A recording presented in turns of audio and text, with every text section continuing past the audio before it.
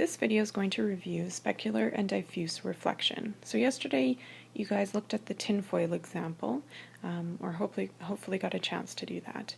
And you noticed when you had a flat tinfoil, light reflected off it pretty standard. You could see it very brightly, and you shone the light in and the light came off in a normal fashion. Then you crumpled it up, and when you shone the light off of it, hopefully you found that the light kind of scattered and it wasn't as bright and clear to see the source of light. So this is showing the difference between specular and diffuse reflection. So first off, you need to understand what specular reflection is.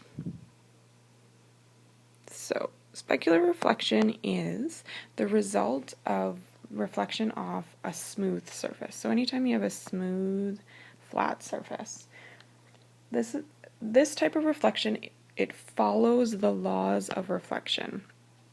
So if I have light coming in, incident ray coming in, so I'm going to have a few, and I'm going to show you just how it comes in. It's going to follow the law of reflection. So if I measured my normal, and then so my reflected ray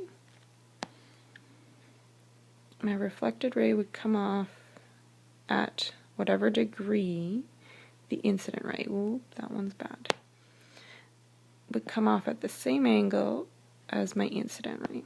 Now, in my example here, I'm not very accurate because I haven't measured and this program doesn't allow me to be super accurate. But that's what specular reflection is. So that's just a common mirror, right? Examples are mirrors, plane mirrors, so flat mirrors. Another example would be flat metal surfaces. Try that again.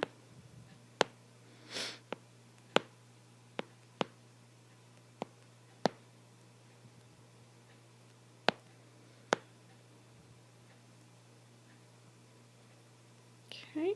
Other examples would be calm water. So in a lake, on a very calm day, that's specular reflection, no waves whatsoever. Glossy pictures.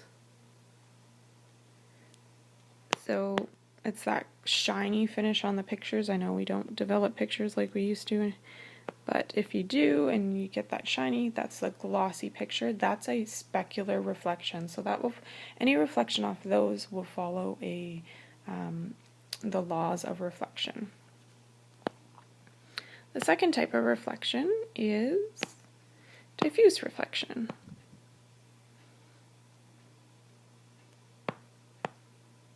Now, to remember what this one is, you can think about diffusion. Remember in our last unit we talked about diffusion as scattering or the spread of molecules or the spread of gas.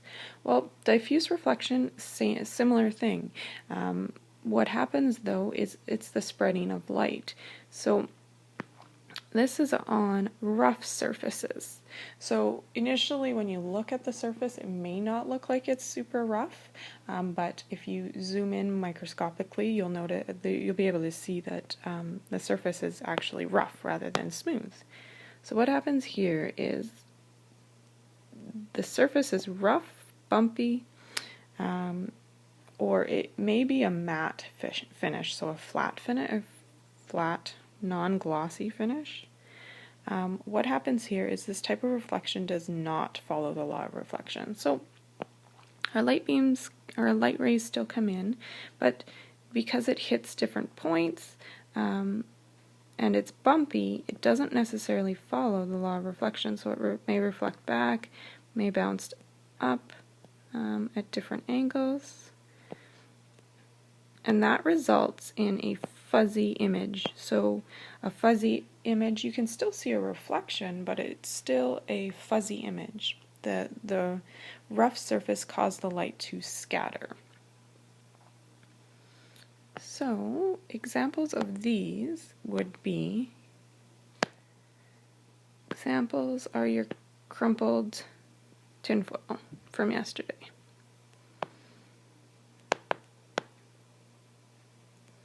Another one is matte finish paint. So in the classroom, we have matte finish paint. We don't have glossy, and a couple of you guys I talked to yesterday about why that would be, and you said, well, it would be distracting because the light would be shining off if it was a glossy finish, and that makes sense. The board, the whiteboard, for instance, is a specular reflection, and it's very glossy and it reflects off, and you can see the reflection, right? Remember how I said I could see the school buses if I was standing at the right angle looking at the board? I could see the school buses off the screen. Another example is cement surface. So when we look at a cement surface, it looks pretty smooth, hopefully, but if you look closer and you zoom in, it's actually a bumpy surface as well.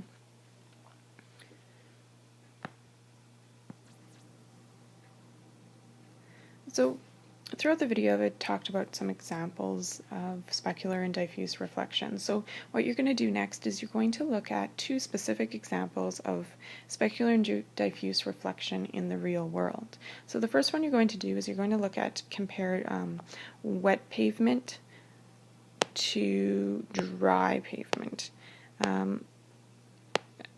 As you become drivers, you'll learn that when it's raining out and you're driving on the highway or you're driving in town and it's raining, what you'll notice is it's harder to see, not because of the rain falling, but because of the reflection that's occurring when there's wet pavement. The second one you'll also look at is the difference between how light reflects off of matte paint and off of glossy paint. So the example I have here is the car. So if you'll notice this grille, the bottom grille is glossy.